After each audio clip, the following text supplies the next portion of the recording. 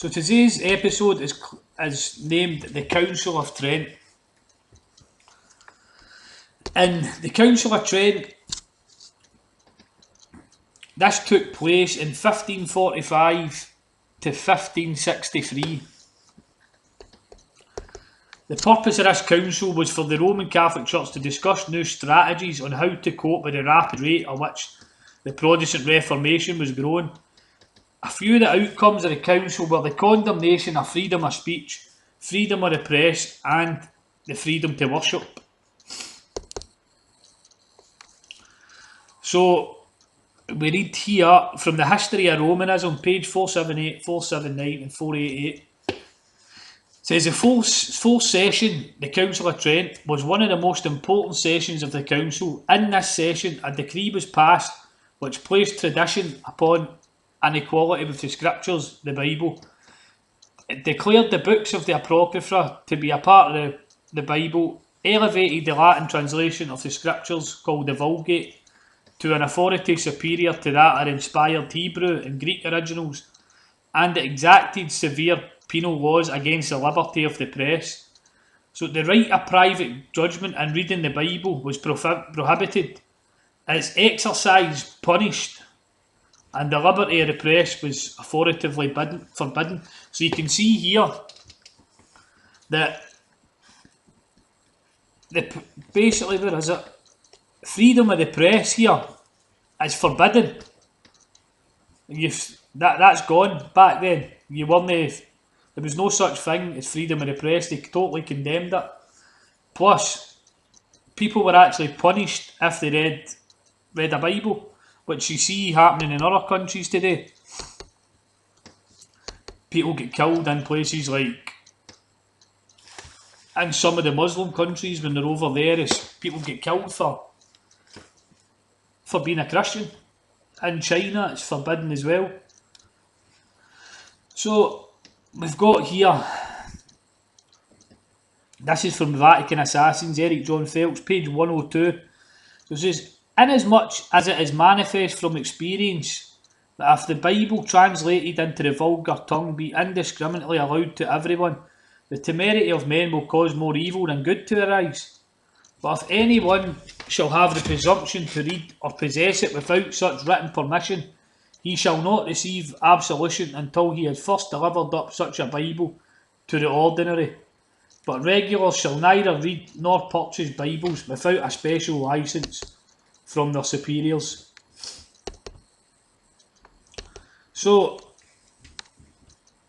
really the Council of Trent, it condemned freedom of speech, freedom of the press, freedom to worship, and anyone who was not part of the Catholic faith is classed as a heretic.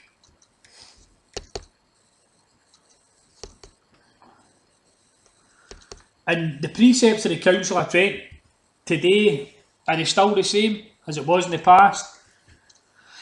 Well, we can confirm that with two popes here. So this is from Wikipedia. When announcing Vatican II, Pope John from 1958 to 1963 stated that the precepts of the Council of Trent continue to the modern day, a position that was reaffirmed by Pope Paul 1963 to 1978.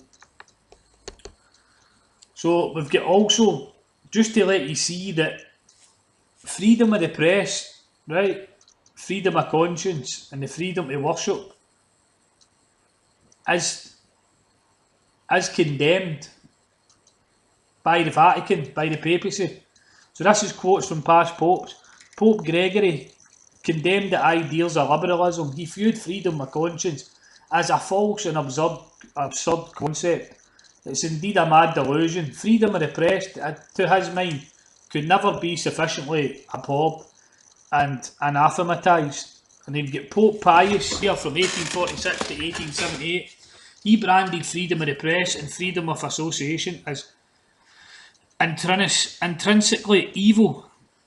And so Pope Pius in 1946 told a group of American editors that freedom of the press does not allow a man to print what is wrong, what is known to be false, or what is calculated to undermine and destroy the moral and religious fibre of individuals and the peace and harmony of nations.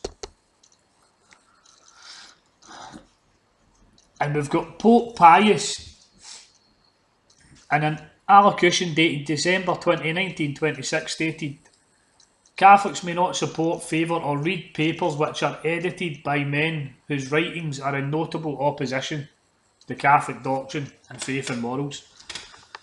So, with what's going on in the world just now, with YouTube censoring people, the news only giving one side of the story, does this kind of fit in with the Council of Trent? How freedom of the press, freedom of conscience, you're not basically allowed to make up your own mind. What's coming through in the media is this is the truth and you have to believe it. And if you don't believe that, you're wrong.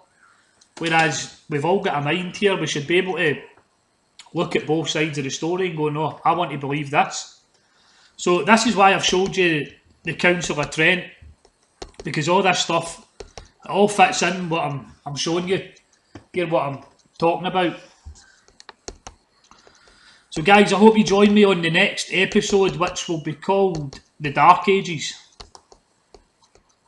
Have a good night, guys.